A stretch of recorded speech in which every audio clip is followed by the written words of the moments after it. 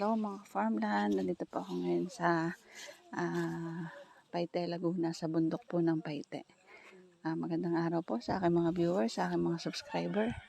At meron po akong isang handog sa inyo na video na for sale din po at mababa lang po ang presyo. Titulado po ito mga ka-farmland at malinis na po yung papel. Tayo po. Hindi po itong property. Andun po, yun po sa kabila. Yun po yung property. Ayun po yung property, yung sa kabila. Yung may niyugan. May kaprasan. At may palayan din po.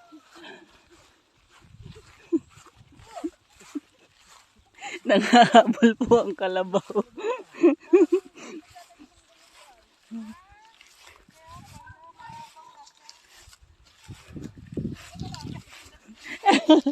Lumayo ako, aba, baka mahagip eh. Ayan po yung property. Maganda po, patag po at niyugan. Sa ngayon po, ang ating ano lang po yung pinakadaan. Pero meron pa po itong daan dun sa kabila. Ayan. Tapos, pwede din pong dito makakuha ng right of way. Ayan o, ito yung pwede dito bumili ng pinaka ng pinaka right of way.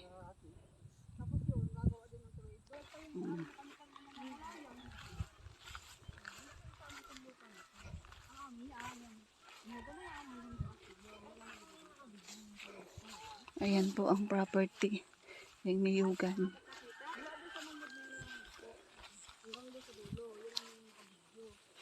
Ayan.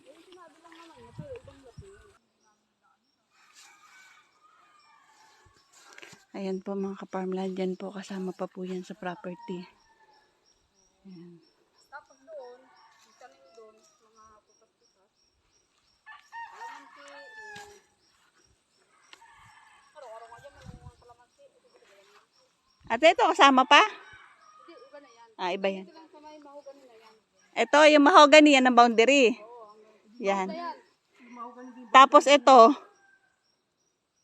Boundary din yung mahogany na yan. Pataas na yan.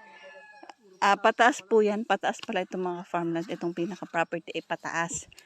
So, ayan po. Ito po ay 27,000 square meter or 2.7. And then, yung pong palaya na yan ay bukod po yan.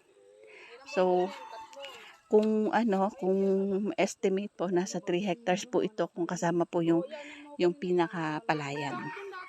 Kasi hindi po yan kasama sa, bukod po ang papel niyan sa 2.7. So, ito po, yan yan po yung boundary. Pataas, papunta doon. Papa doon. Tapos, yung katmon, yan po yung pinaka-boundary.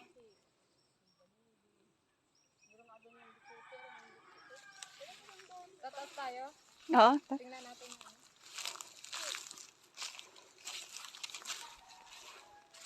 Tama yung ano mo. Puno-puno.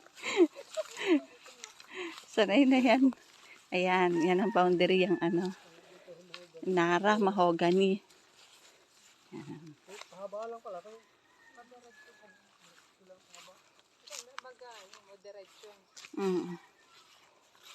Pero naka-intact pa yung muhon nito. Alam niyo pa yung mga muhon? Hindi ko nga alam ng muhon yan doon. Hindi ko alam kung nasa ibang muhon yan. Ayan, ang bababa ng niyog. Pero kung suso ka rin,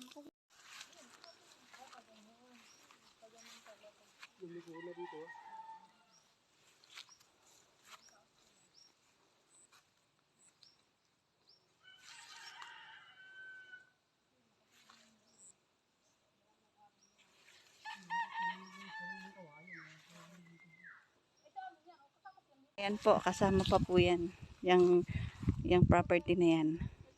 Hanggang sa may langka. Yan, kasi po yan, kaya lang masukal, may maliliit na tanim na nyog. Yan.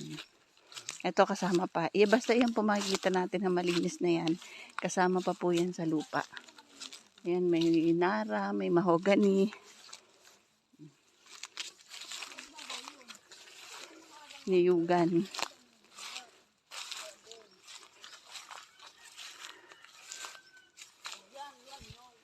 Yan, ang ganda. Oh. Ang daming ano. Ang daming niyog. Ang bababa. Yan, kasama pa po yan sa property. May overlooking po. Patag overlooking. Panalang-panalo po ang makakabili nito kasi sa mababang halaga. Tapos ang dami na po nilang ano, pwedeng income. Oh. Daming niyog. Baba pa. Magpaniyog ka na. Dami ng niyog. Oh. Ay, maganda, parang maganda din sa ibabaw na yun. Oh, ang daming niyog. Niyogin na to ah. Kaya nga. Ayan oh. Yung mga niyog, nagbabagsakan na po yan.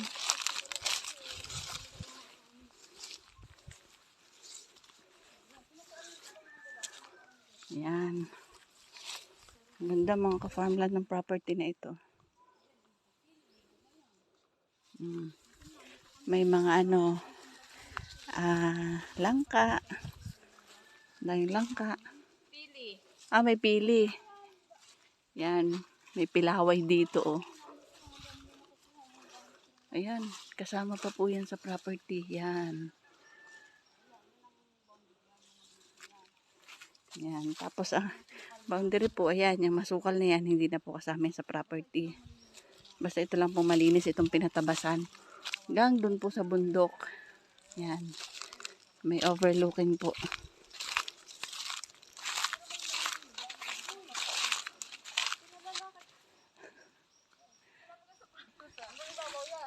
Oh, ang dami talagang bunga ng nyug. Ang daming nyug. Ang bunga. Ayan. Overlooking po dyan sa part dyan. Makikita po ang ano, ang mga itinatayong mga windmill dyan.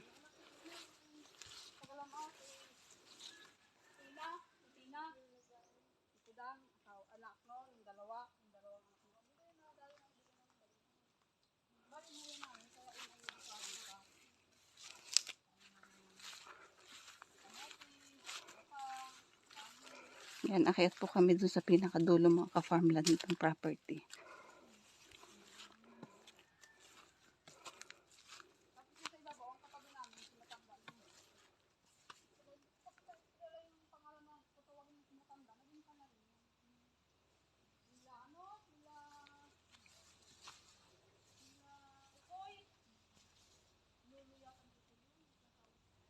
Ayan o mga farmland. Ito po ay 2.7. Itong pinaka niyugan. And then may yung pong palayan. Kung maaari, isama na din daw po. Iba po ang sukat noon. So estimated po, aabot po ito ng 3 hectares.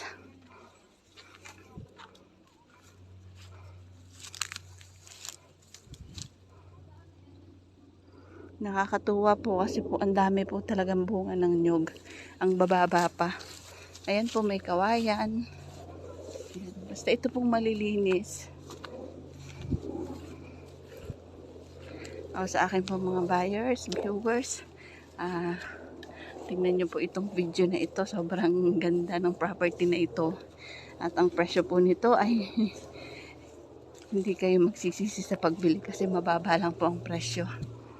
Ito po ay titulado, matured CLOA title po ito at updated po ang buwis, ibinubuwis po. Yan po, overlooking po ang kabundukan.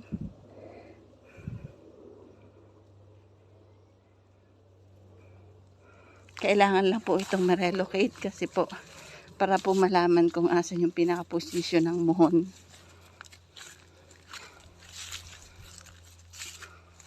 Yan. Ganda ng property nila. Ayan mga ka-farmland, punta po kami dito sa pinaka-tuktok ng property. Titingnan ko po kung possible po makita po yung pinaka pwedeng daanan galing po sa Sitio Kalayaan.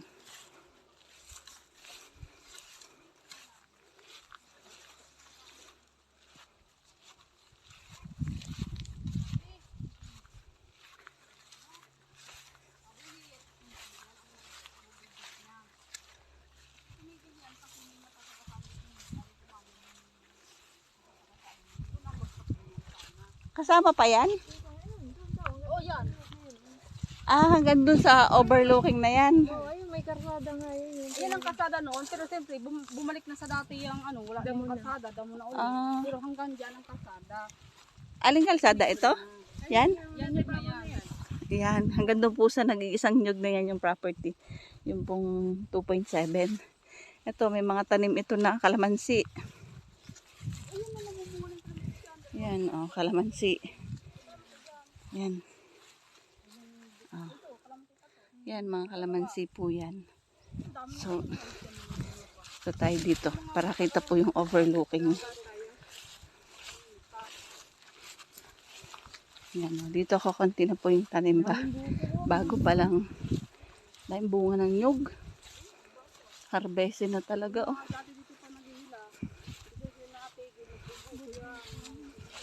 Andyan po yung ano, yung kalsada na papunta po ng Sitio Kalayaan.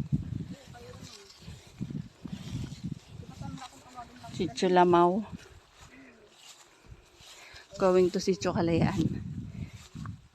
Ano yung may bakod na yon, hindi nakasama? Oo, iba na yun. Iba na yung niyuga na yan. Ito ko nga sige matanda na ano ni Ukoy. Ah, yan. Hindi ko lang kung kapatid o ano. Oo. Yan na, hanggang dyan lang. So hanggang dyan lang, hindi na po kasama yung mga niyog na yan. Hindi na kasali. Yan, iba na po yan. Yan sa may bakod dyan. Hanggang dun po sa nagsosolong nyog. So nandun po yung posibleng pwedeng ding isang gawing daan. Naandun ang daan. Yun yung sinaunang kalsada. Oo. Ang ganda Hindi naman. na daan yung karsada. Dumadaan pa dyan. Oo, Yan, ayun. lubog na yung karsada na yan. Dyan ang labas niyan. Pero sila may mga iskinita ng pataas sa kanilang. Overlooking din ah. Ayan o, ito po overlooking po ito. Dito sa part na to, konti po ang tanim, mga fruit bearing po yung nandito. Mga kalamansi. Then may mga niyog din, maliliit pa. May kalamansi doon. 2 punong kalamansi dyan. Ayan po. Meron dyan rambutan na Ayan kabundukan. May rambutan na yun dyan. Saka yung... Pero alam ko prutas yan eh. Hindi lang namin alam kung anong pang... Ay, ito pili yan. Oo, pili yan. Ay, ayan o. Ayan, may mga santol. May mga prutas po, ayan. Mga prutas po nakatanim dito. Kasi ito dati namin baling huyan namin ito.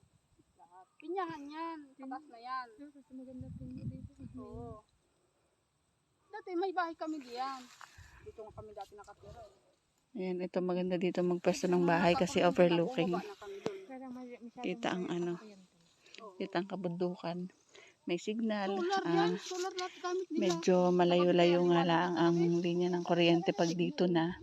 Pero pag dun sa bungad Ito nung panahon na nitong property, malapit po dun sa kuryente. module. Dito lang, Itong kabataan. dito lang po ang ano, ang medyo malayo. So, possible kung dito po pwesto ang ano, ang magiging bahay ng bibili is magso-solar sila. And then, ang pinakatubig nito, magpapadip well. May sapa dito, pero hindi po sakop ng property yon. So, pero anytime naman, kahit sino pwede pong gumamit nung sapa na yun. So, dito ang mangyayari, deep well and solar pansamantala ang magiging ilaw. Diyan, sa kabila na yan, may bahay na dyan. Bandar sa Oronan may bahay. May mga bahay dyan, may mga nakatira dyan. Mga caretaker din, mga taga-alaga ng lupa. May mga nakatira dyan. Hello, paano mga ka-farmland? Bye-bye po. See you for the next videos. Maraming salamat po sa lahat po ng sumuporta kay ka-farmland. Sa akin po mga subscribers, viewers, buyers, at sa mga taga-supporters ko and followers ko po. Maraming salamat po sa inyo. Bye-bye mga ka-farmland!